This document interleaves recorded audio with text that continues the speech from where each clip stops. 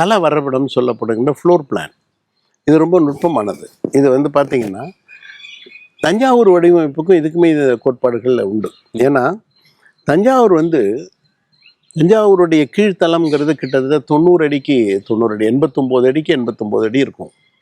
இது 100 அடிக்கு 100 அடி கீழ்த்தளம். அதாவது இதுவும் 100 அடி, இது 100 அடி.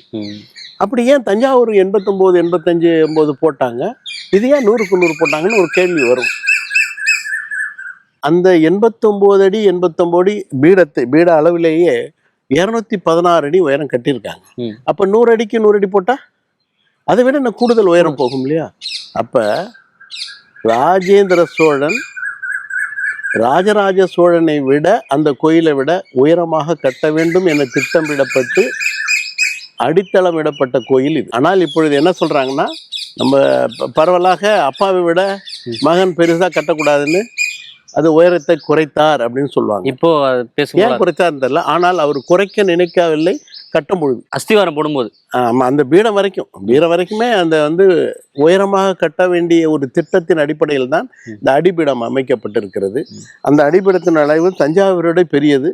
தஞ்சாவூரை விட பெரியதாக உருவாக்க வேண்டிய கட்டாயம் எதுக்குன்றால் தஞ்சாவூரை விட உயரமான கோபுரத்தை எடுக்க வேண்டும். ஆனால் தஞ்சாவூரை விட 30 அடி கம்மியாக தான் கட்டிருக்காங்க இந்த கோபுரம்.